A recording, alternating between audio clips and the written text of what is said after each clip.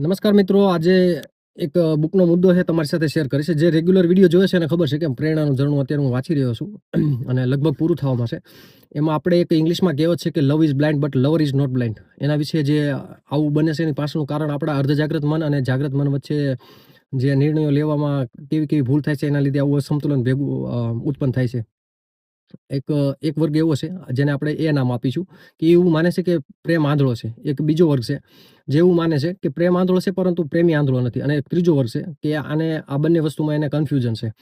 તો પેલામાં જે ટીનેજની ઉંમરમાં આવે છે 18 થી 20 વર્ષની ઉંમરમાં, એ લોકો એવું માને છે કે પ્રેમ આંધળો છે, કારણ કે એ માત્ર ને માત્ર બાહ્ય દેખાવને જ આકર્ષિત થઈ અને એવું માને છે કે પ્રેમ આંધળો હોય છે. અને એની પાછળ બીજું પણ એક ફેક્ટર કામ કરતું હોય છે, જે આપણું ફિઝિકલ જે હોર્મોન છે, આપણી જે બોડીની અંદર જે સેક્સ્યુઅલ હોર્મોન છે એની પ્રોડક્ટિવિટી વધારે હોય છે આ લોકોમાં. એટલે આ જાગ્રત મનના જે કાર્યો છે એને સ્કીપ કરી અને આવા નિર્ણયો લેતા હોય છે. આપણે ઘણીવાર જોઈએ છીએ કે છોકરા-છોકરીઓ ક્યાંય સંતુલન ન હોય. આપણને એમ થાય ક્યાં આ અને ક્યાં આ. તો એની પાછળનું કારણ શું હોય છે કે એના અજાગ્રત મનથી નિર્ણયો લીધેલા નથી હોતા. કારણ કે અજાગ્રત મનનું કાર્ય છે કે લાંબુ વિચારવું. એ વિચાર ઉપર એને વિશ્લેષણ કરવું અને પછી નિર્ણય લેવો. અને જ્યારે એક બીજો વર્ગ એવો છે કે એવું માને છે કે પ્રેમ આંધળો છે પણ પ્રેમી આંધળો નથી. આ કોના માટે?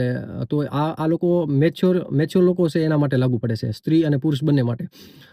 સ્ત્રી જોશે પહેલા માત્ર બાહ્ય દેખાવને મહત્વ નહીં આપે. એ આર્થિક પરિસ્થિતિ પણ જોશે, સોશિયલ સ્ટેટસ પણ જોશે અને ફેમિલી બેકગ્રાઉન્ડ પણ જોશે. અને આ બધું કાર્ય છે એ જાગ્રત મન દ્વારા થાય છે. અને પછી જે નિર્ણય લઈ અને આગળ વધશે. તો એ બંને જે માઇન્ડ છે એમનો ઉપયોગ લઈ અને પછી આગળ વધશે. અને ખરેખર એ જ યોગ્ય છે, કારણ કે એ તમને ભવિષ્યમાં સેફ્ટી વધારે અને સુરક્ષિત ભવિષ્ય નિર્માણ માટે એ યોગ્ય છે. તો આ જાગ્રત મન અને અર્ધજાગ્રત મન વચ્ચેના આમાં એક ઉલ્લેખ કર્યો હતો, જે તમારી સાથે શેર કરવાનું મન થયું છે. અને ત્રીજા વર્ગની વાત કરીએ કે એને કન્ફ્યુઝન છે, કારણ કે એ આ પડાવમાંથી ક્યારેય નીકળ્યા નથી, કે એવી પરિસ્થિતિ ક્યારે સર્જાણી નથી કે આ પડાવમાંથી એને પસાર થવું પડ્યું છે. તો આ એક સરસ મજાનો ખ્યાલ હતો જે તમારી સાથે શેર કર્યો છે. જો આ વિડીયો ગમ્યો હોય તો લાઈક કરો, સબસ્ક્રાઈબ કરો અને કોમેન્ટ કરો. અને હવે હું એક નેક્સ્ટ ટોપિક લઈ અને તમારી સમક્ષ આવીશ. હવે આપણે મળશું નેક્સ્ટ વિડીયોમાં.